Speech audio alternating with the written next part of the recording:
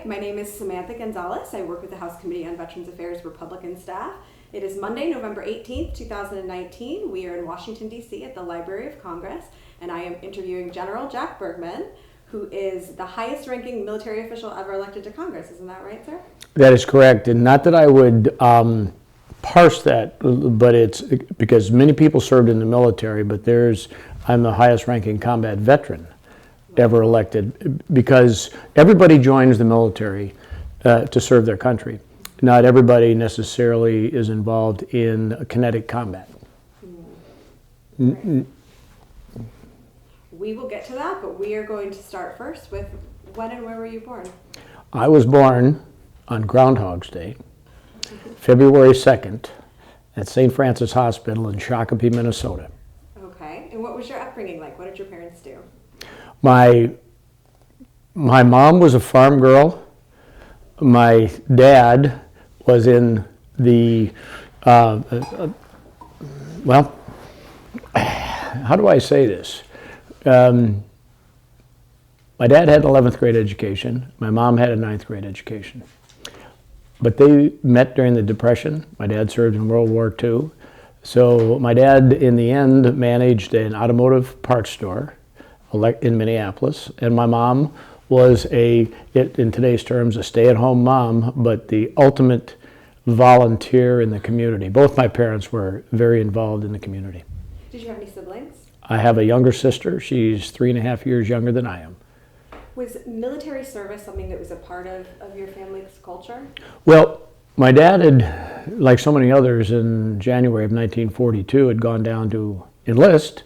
The country needed him, and he was told he was too old. So a year later, he got drafted. Wow. So he served in the Navy in the South Pacific during World War II. So, and like so many people, came back after the war, took their uniforms off, and went on to building the greatest country in the world. But his service at the time, and my mom's involvement, in the VFW, the VFW Auxiliary, I grew up in a family that believed in military service, in community service, and service to your God. So was his service something that he talked to you a lot about when he came back? They really didn't. My uncle was in the Army in North Africa. Other people, my dad's friends. Again, we had Army, Navy, Army Air Corps, Marines. They didn't talk about their service, but they showed through their community activities, involvement in Memorial Day, Veterans Day, those countless parades and different events that they did, that they believed that their military service during World War II shaped them as to who they were as adults, post World War II. Do you remember when your dad came back after serving, what that was like for you as a child? Well, see, I wasn't born yet. World War II got in the way of their family planning. So my parents got married in 1938, and then I was born in 1947. But what I do remember from the time I was probably 4 years old, going to the Memorial Day services at the different cemeteries in our little town, and just participating, and as a little boy, when the firing squad would fire those 3 rounds and the shell casings had come out of those M1s at the time, all the little boys wanted to run out there and grab the shell casings, and our mother was holding me back. But I remember very vividly the ceremony, the prayers, the firing squad, the taps, the presenting of the wreaths. So that was ingrained in me from a very, very early age. So when did you start to think about entering the military? As I mentioned, my mom and dad, neither one of them had finished high school, and they felt it was very important that their children finish high school and go to college. So when I started to look at colleges, I ended up going to the United States Coast Guard Academy. Oh. And so that was my introduction into uniformed life. So I spent 1 year at the Coast Guard Academy. It was a great opportunity. Had a chance to play football for Otto Graham. For those of you who know, Otto Graham was NFL quarterback, Hall of Fame, Cleveland Browns, early 50s. But I went there, spent a year, but found out at that point I had no passion for the Coast Guard mission at the time. So loved the academy, but said, nope, I'm going to go do something else. and I transferred back to a little school in Minnesota called Gustavus Adolphus College. And a couple of months after getting there, I ran into a Marine recruiter. And that's how the conversation started. And literally within a couple hours of meeting him, I had signed up to go into the Marine Corps after college. Now, this is October of 1966. Wow. So I made the commitment just that quick to join the Marines, to become a Marine. Yeah. And because the recruiter had told me that I could fly. So that was it. That's what hooked you. And I just said, well, sounds good to me. Was flying something that you had wanted to do before then? Never thought about it. Just sounded good that day.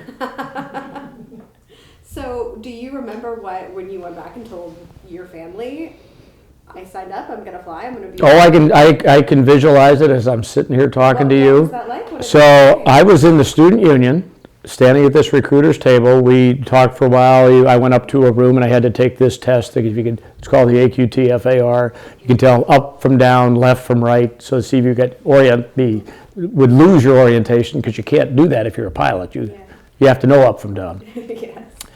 Signed the paperwork, walked over to a payphone. Now it's 5:30 in the afternoon, middle of the week.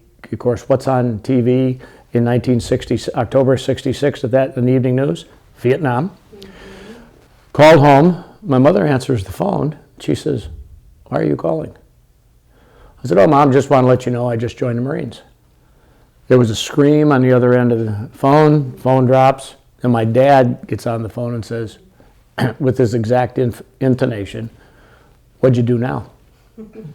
So, Dad, no big deal. I just want calling home to tell you I joined the Marines. He says, oh, another seagoing bellhop. His sense of humor from his World War II Navy experience, I said, well, I'm not sure about that, Dad, but whatever. He says, when do you leave? I said, not till after college. He says, okay. I said, look, here's what I'm going to do. And he says, okay, well, hey, have a great day. I'll take care of things on this end. Click. Wow. That was it. And the parents knew. Yeah. Did your mom, next time you talked to your mom about it, how she had recovered her composure, but again, she was viewing what was on TV, and all she saw was her son in some kind of combat in Vietnam. And no mother wants to think of their child, son or daughter, to be in that situation. Sure. Was that something that you were thinking about when you signed up, that you might have to go fight in Vietnam? Well, yeah, I mean, it's a reality, because here I am signing up today. I knew that I would not be going until after I graduated from college, which was 1969. So it was, who knows, would Vietnam be over? Would it be more intense? Don't know. But I made the decision that day that was the right next step for me. So in the 3 years that you waited between signing up and graduating, was it something that you thought about a lot? Did it impact your decisions? Well, the program that I signed up in still exists today. It's called the Platoon Leaders Class program. So I signed up in October of '66. In the summer of '67, I came to Quantico, Virginia for the first of 2 6-week officer basic training sessions. And so I spent that next summer, 6 weeks in Quantico, going through basic training, and it gave me a chance to think about it then, and finished the 6 weeks, went back to college, and then just didn't think about it. Said the basic training was a very pleasurable experience for me. Because I had already gone through basic training, if you will, at the Coast Guard Academy, the intensity was not a big deal. And the physical part of the military service has always been pleasurable to me, because I played sports, and I like the contact. I like the ability to do things, and because I grew up hunting, if I'm going to shoot something, I want to hit it. So the idea of training in the Marine Corps, because every Marine's a rifleman. Whether you're officer or enlisted, we all can shoot multiple weapons. What do you remember from basic training? I remember reveille at like 4 a.m., rolling out, getting dressed, getting out onto the tarmac, looking up at the stars, thinking, a few weeks ago I was coming in from a date at this time. Now here I am on the other end. But it was just, and I tell young people who are joining the military today and going to boot camp, said the only thing you have to be concerned about is that if you look up and the clock has stopped, that means you're stuck. Other than that, whatever you're going through in basic training, it will pass. Do the best you can, learn from it, because it's all part of a spectacular process to get you ready to go to the fight. So you graduated from college, and then how soon after that were you? 6 days. 6 days. Yep. Do you remember saying goodbye to your friends and family? I said goodbye like any 22-year-old who was halfway out the door anyway. Bye, see you in a couple of months. You know, and literally I finished the rest of my basic training just a couple of days before Neil Armstrong walked on the moon. Oh, wow. And I was back in Minnesota between getting my commission as a second lieutenant and reporting to Pensacola, Florida for flight training when Armstrong walked on the moon. Wow. So the first place that you went after graduating and enlisting was Pensacola. What Right. was that like? It was spectacular. I had never flown a small airplane before. I'd flown in one, and after my first training flight, I was hooked. I was just hooked, and I still to this day, you know, however many years later, 50 years later, and I think I quit counting at 16,000 flight hours. I can't believe somebody actually paid me to do that. It was so much fun. It was challenging because you not only had to think, but you had to be able to put your thoughts into hands and feet. You had to understand what the airplane could do, couldn't do, and when to do what and when, and that had to translate into hands and feet. What do you think you liked about flying so much? What is it like? Totally pleasurable because you're in the game. As a pilot, you're one with the aircraft. And you're one with the aircraft and then add a mission to that. Now you're flying the aircraft, but your senses around you, there's other aircraft to your left and right, maybe you're landing or you're getting shot at or whatever it happens to be. You are in the moment. Every mental and physical capability you have is up and online, and the adrenaline is pumping. Did you have a favorite aircraft to fly? Of all the aircraft I flew, and when I was in Vietnam, I flew CH-46 Sea Knight helicopters. It's the Marine Corps version of the Army Chinook, just a slightly smaller tandem rotor. We were in modern terms, we were the Uber of combat assault because we would pick up the troops, the infantry somewhere, fly them into a zone, drop them off, fly out, go back, probably get some gas, come back, resupply them, pull out medevacs, back and forth. So we were back and forth. In some cases, it might end with an extraction of the unit, or in the end, the mission might end and the troops might be, fighting or walking their way out to pick them up at a later time. But you're just anyway. That you asked me about what I like to fly. Well, that's what the 46 is what I flew in combat. But my favorite aircraft of all time, of anything, whether it be commercial or military, give me a Huey any day. What do you like about a Huey? Your hands and feet are always working. They really didn't have much automation, except being one with the aircraft. Yeah. I can still sit here and tell you the procedures in a Huey when your engine quits. Downright idle turn, because you better be looking for a landing spot as you go into an auto rotation. But that was my favorite aircraft to fly. So, do you have any moments in training, either in basic training or when you were in Pensacola, that particularly stick out to you? Any really memorable moments? When I had signed up in the Marine Corps initially, I'd signed that flight contract, as I mentioned. Mm-hmm. I had gone to take a physical. After you sign up, you have to take a physical to make sure. And I had flunked the flight physical because of stigmatism in my eye. And so when I got to Quantico during my second 6 weeks, I I still had not passed the flight physical, and there was a paperwork glitch, and they were going to assign me to something other than flight, and I said, nah, not interested. And the contract that I had signed had given me an out if I didn't want to do it, so they gave me another flight physical. My drill instructor, your DI that we all know and love, Dexter Mills, Staff Sergeant Dexter Mills, Vietnam vet, and he said to me, he says, I'll tell you what, you need a good night's sleep tonight. He let me sleep in his rack, back in his office in the barracks. He says, I'm going to personally take you over to the dispensary at Quantico so you can do the eye test in the morning. And I got a good night's sleep. I literally drove over there. He drove me, and I was like this, so I didn't rest my eyes. Went in and took the flight physical again, the eye test, just the eye test. Passed it. Have never had a problem since. I didn't wear my first glasses till I was like 52, and just wore them then for distance in one eye.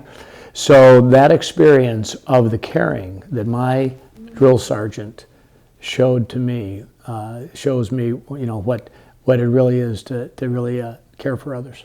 Wow, that's an incredible story. Dexter Mills. Yep. That's great.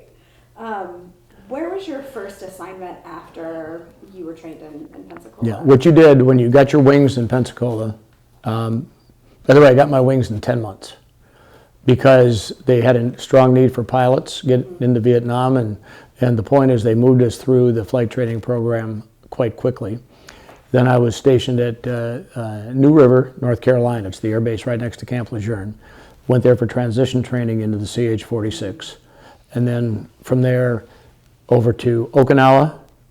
And then Okinawa joined HMM 164, composite squadron, going aboard a float, what we called ARG-MU, Amphibious Ready Group, Marine Expeditionary Unit. So went aboard that and went straight down to Vietnam. So that was kind of my get your wings, transition to a new aircraft, deploy overseas, marry up with your squadron, and go to the fight. Wow. What was that deployment like? Intense, because we had, the timing is everything. We thought we had missed Vietnam because I got to Okinawa in October of 71. The Marines had pulled out of Vietnam in June of 71. So we thought, well, missed it. But then in March of 1972, the North Vietnamese, what's known as the Easter Offensive of 72, came across the DMZ down through I Corps, Dong Ha, Quang Tri, Rock Pile, all those places that are very familiar to Vietnam Marines. That was now occupied by the North Vietnamese. So we were reintroduced as aviation assets, and we carried all South Vietnamese Marines with a few American advisors. So I was there and it was really joint operations, battalion-sized combat assaults. The Army was giving us our gun cover with their snakes and loaches. The Air Force was giving us our fast facts, F-4s. The Navy was giving us naval gunfire from off the coast. So it was joint operations, coalition joint operations. So when we talk about joint operations today in the modern, in the 21st century, we experienced it kind of in an analog way, back then. Wow. Was there a part of the military lifestyle that you found it particularly hard to adapt to? No. No. Why do you think that is? You just because I was raised by parents that taught me that, number one, you never make it about you. Okay?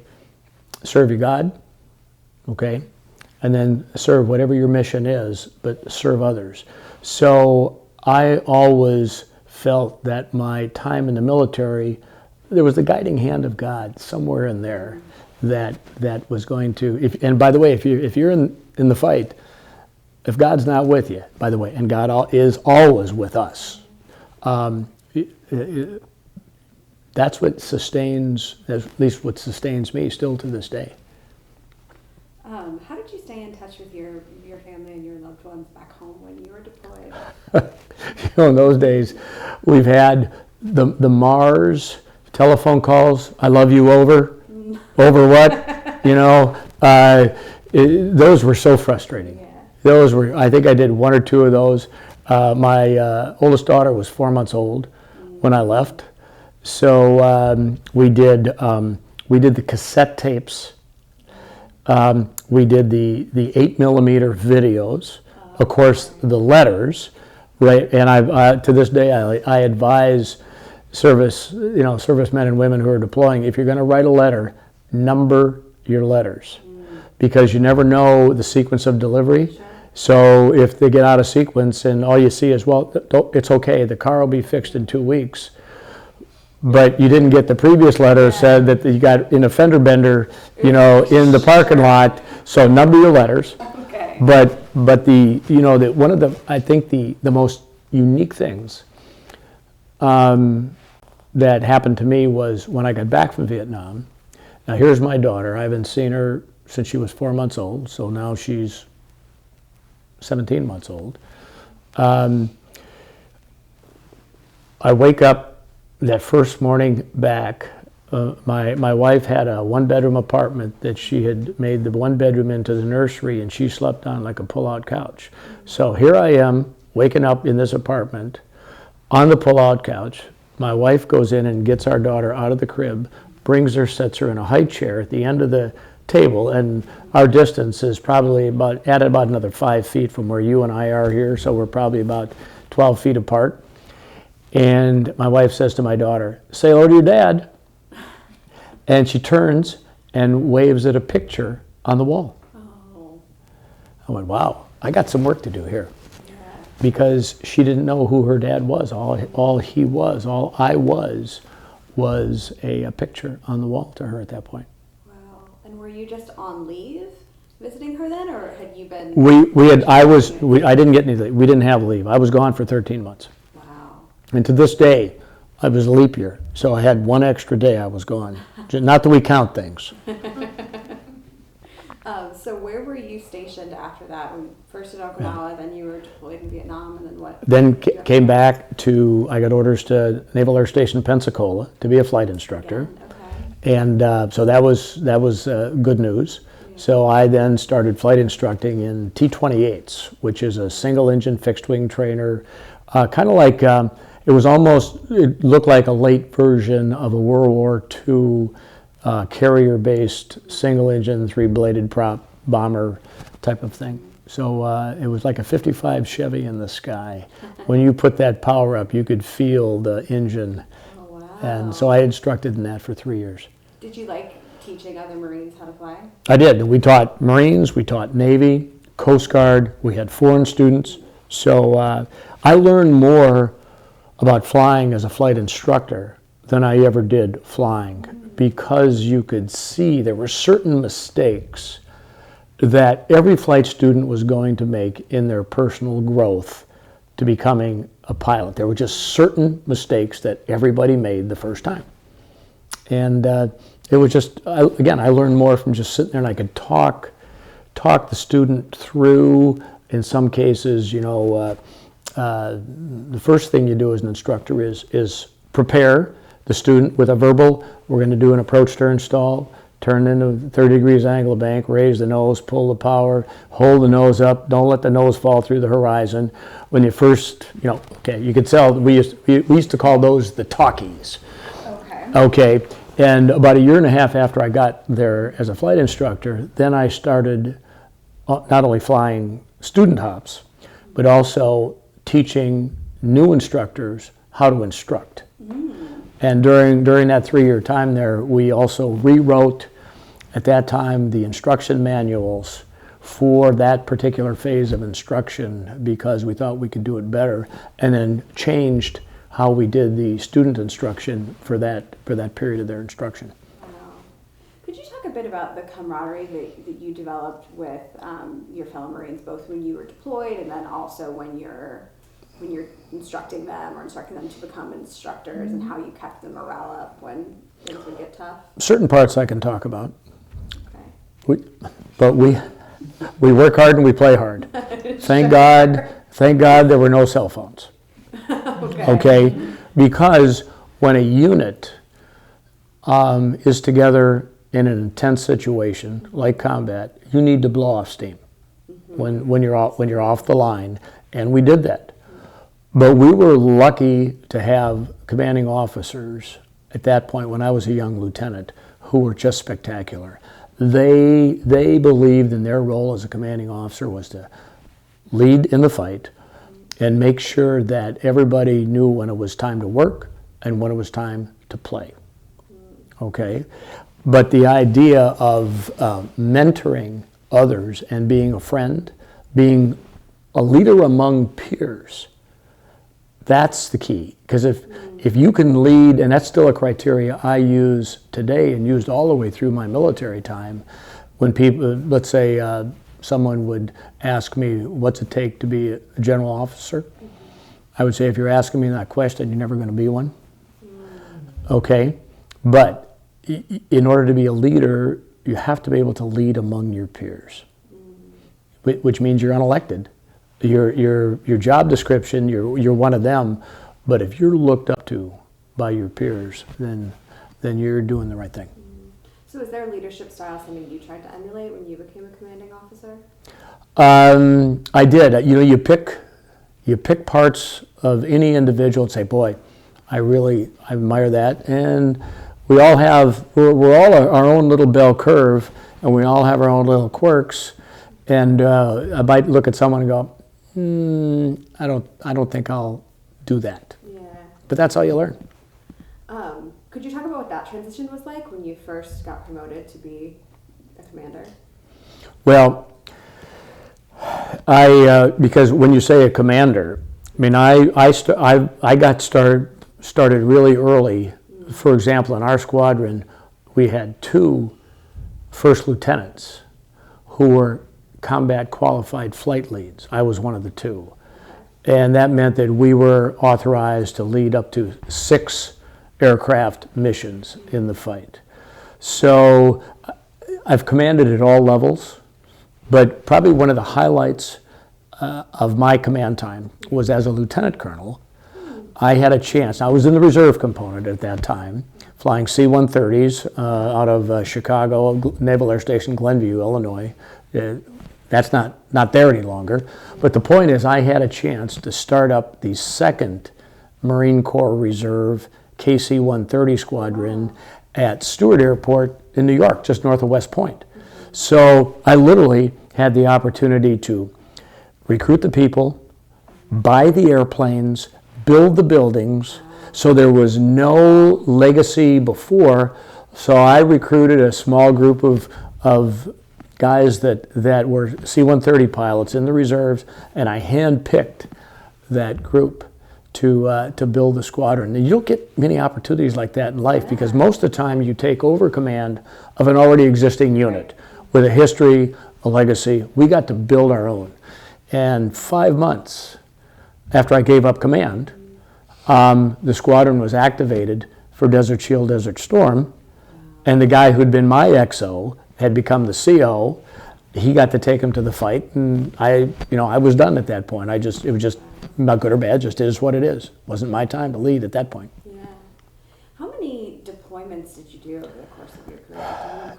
Do you recall? I really don't, because over my 40 years, it's kind of everything we own is a hybrid these days. Right. Okay, it was a hybrid career. 7 years active duty on the front end, 1969 to 1976 roughly. I got off active duty, joined the reserves, and then the last 7 years, 2002, after 9/11, to 2009, I was back on active duty again full time. So the point is, in that, 26 years in the middle, I did countless deployments. Could be a day or two, or could be 3 or 4 months. That's the beauty of being in the reserve component. You can pick and choose, in some cases, where you go and what you do. So you're not encumbered by saying you're assigned to this unit, and if your squadron or battalion isn't deployed, you're stuck there. As a reservist, you can kind of be a free agent if you want, and I chose to do that. I got a lot of experience around the world. Are there any particular deployments that you remember, either because it was a memorable location or an intense time or something? One of the most unique ones was, it was my first billet as a general officer, and this was in March of 1999. We had this little thing going on in Kosovo, and we were going to bring Milosevic down. And my general officer billet at the time, I was the Deputy Commander, Marine Forces Europe, so stationed in Stuttgart, but I wasn't there full time. Okay, the Kosovo thing breaks out, and I got a call and said, "Hey, how soon can you be here?" I said, "Well, I'm on a trip for Northwest Airlines right now, and I'm closing out a house on Friday. I can be there on Saturday." This is like a Tuesday. So got on an airplane and went there, and my wife says, "How long are you going to be gone?" I said, "Don't know, for the duration." She says, "Becky, oldest daughter, is getting married the 26th of June, so I would suggest you be home for that." I said, "So I guess I got to get the war over by the 26th of June." Sure. So I did. Did you make it back for the wedding? I did. Oh. I did. It was, timing was everything, but it was, at that point, I was running the ETIC, which is the command center in Stuttgart, which is where all the action was going. It was 12 hours on, 12 hours off, and that was really exciting at that time because it was the kind of the fusion of some of the new technologies that we were using in warfighting, especially in an air war, including we were utilizing Navy submarines with TLAMs, land attack missiles, and all the targeting and the identification and the decision making that was going on at that. So I was right in the middle of it. Now we had a rule in the command center. Now picture this big command center where you might have 50 people on a shift that you could see, and we would do command update briefings all the time, every couple hours. And when it was your turn to talk, if you used an acronym and someone didn't know what it was, they could raise their hand and say, "What's the acronym?" If you could not explain the acronym, you had to buy a pizza. So we ate well. But what it taught the people in the room is just because you're in the Army or Navy or Air Force, Marine Corps, the CIA or the NSA or wherever, three-letter alphabet soup you're representing, you needed to be able to communicate with others in such a way that they understood what you were saying, not just you understand what you're saying. But I think that really was, because of all the different things I had done, this was my really chance to be involved in a leadership position in a, if you will, a 21st century fight. Yeah. Did you have to buy a lot of pizzas? I didn't buy any. Wow. I was the one asking the questions. That's impressive. So do you remember where you were on 9/11 and what it was like to transition after that back to active duty? I can tell you exactly where I was when President Kennedy was assassinated. Please. Okay. I was a junior in high school. I was sitting in Miss Ronzani's English class when the principal ran into the door and said President Kennedy's been shot, and remember all of that and what occurred, and likewise on 9/11, our first grandson had been born September 6th in San Francisco. And I'd been on reserve for Northwest Airlines at that day, and I called scheduling and said, "Hey, I need 12 hours. I know I'm on call. Give me 12 hours. My wife and I are going to hop on an airplane, fly to San Francisco, hold this little bundle of joy, and I'll fly right back." Yeah. So we did. Okay, that's September 6th. September 11th, we're sitting at home up in the Western Upper Peninsula. My in-laws and my two sisters-in-law and their husbands are up. We're just enjoying a nice fall weekend. It's 9 o'clock in the morning, and the phone rings. And it's my daughter from San Francisco who's just had the baby, and she's crying. And she says, "Are you okay?" I said, "Yeah, I'm fine. Is the baby okay? Is Braden okay?" She says, "Oh yeah, somebody just ran an airplane into the World Trade Center." I said, No, I'm fine. You make sure everything's okay on your end?" She said, "Yep." So we literally hung up the phone, went over to the TV. We got the rabbit ears with the aluminum foil on the end. That's what kind of TV reception we get. One channel, turned it on in time to see the second plane go in. Fast forward, I was in command of all Marine Corps Reserve Aviation at that time. So we had some of the first airplanes in the air here in D.C. We had a squadron of F-18s located at Andrews. So they were scrambled right away. So now here I am in the middle of the North Woods, minimum communications. There's no cell phones. We had a landline. I called AT&T, who was our service provider, and said, here's the deal. Here's who I am. I have a second line already wired. I have the capability here. I just need someone to come and hook it up. To their credit, AT&T was out there in a matter of 2 hours. Wow. So I now had my landline, and I had my dial-up computer. So that, because we were scrambling right away. Sure. Now let's put you just said, where were you on 9/11? I've given you more probably than you wanted detail. No, but September 14th, so 3 days later, grandson number 2 was born in Cincinnati. So my daughters had their first children 8 days apart. So September 6th, the high of grandson being born. September 11th, the low of being attacked. September 14th, the high of a second grandson being born. And the low, September 25th, our nephew, who'd been a Marine, took his own life. So September of 2001, we rode the emotional roller coaster like never ever experienced. But yeah, that was September 2001. Wow. How soon after that were you reactivated to active duty? Well, pretty much immediately, but it wasn't formal. Okay. The doors were opened at that point. Secretary Rumsfeld, Secretary of Defense, we need the Guard and Reserve. Again, because I was in command of Marine Corps Reserve Aviation, we were flying every day anyway, just on our normal routine of business. So I pretty much was doing something with the Marine Corps every day after 9/11 for, well, that's 2001 to 2009, so that's pretty much 8 years. Yeah. Yeah. Well, I formally returned to active duty in October of 2003 when the Marine Corps moved my wife and I out to Quantico, Virginia. And then I spent time in Quantico, spent time in the Pentagon, got to do the the drive up and down 395. Boy, that was painful. And then a year and a half later, they decided I should have a 3rd star and take command of the Marine Corps Reserve in New Orleans. And we took command on the 5th of June of 2005. And Hurricane Katrina arrived on the 29th of August. Oh, yeah. So we had just taken command, hadn't even literally undone our boxes. And boom, I was in Baltimore at a conference when I ordered the evacuation of New Orleans. We had a staff down there of about 800 people, 650 uniformed, 150 civilian. When you multiplied that by family members, responsibility for about 2,500 folks. We had evacuated on Saturday morning, so literally about 36 hours before Katrina hit.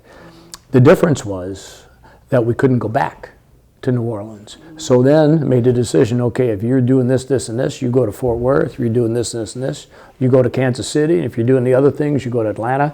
Because we had office spaces and living spaces and had the families put their kids into school, said, we're going to be gone. Don't waste this fall and not get your kids into school. So we were gone.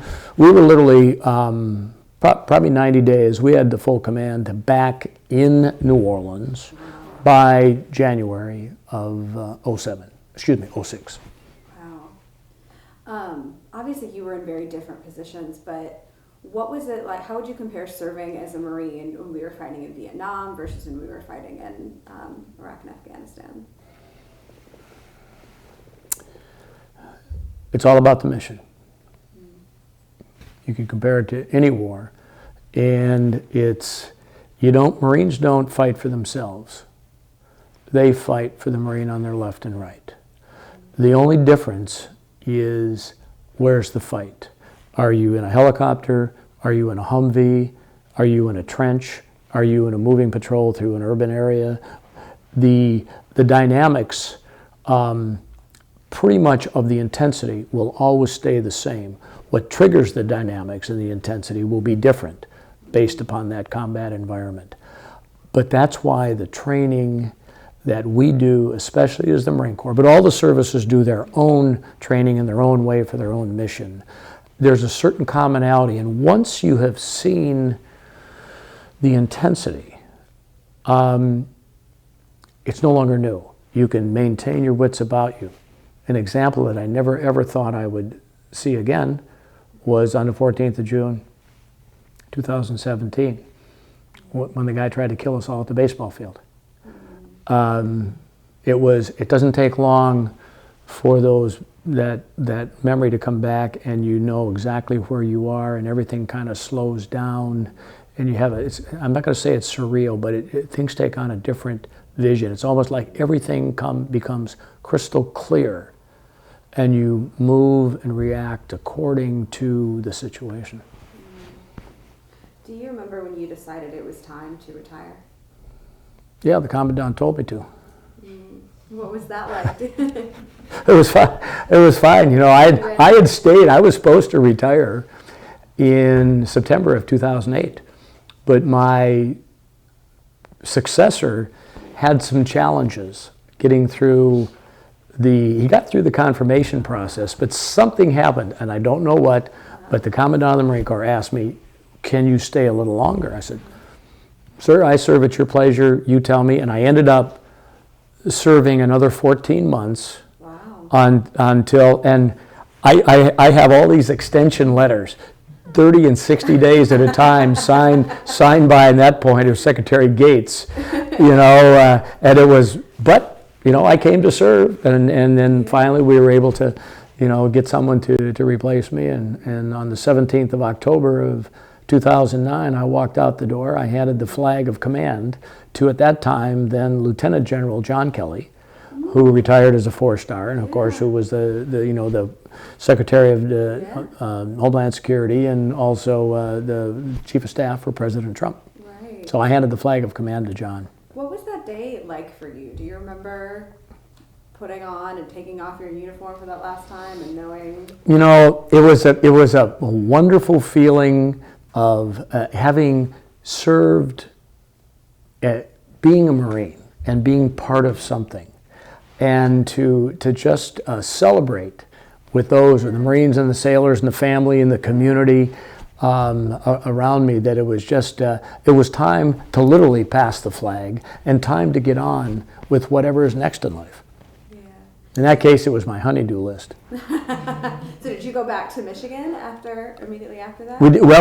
We had built a little home between Baton Rouge and Natchez, Mississippi, to get away from a little bit. We are and were residents of Michigan in the Upper Peninsula. We live in the middle of the woods, and so anyway, the point is, we moved our stuff into this, this place, and then we headed north.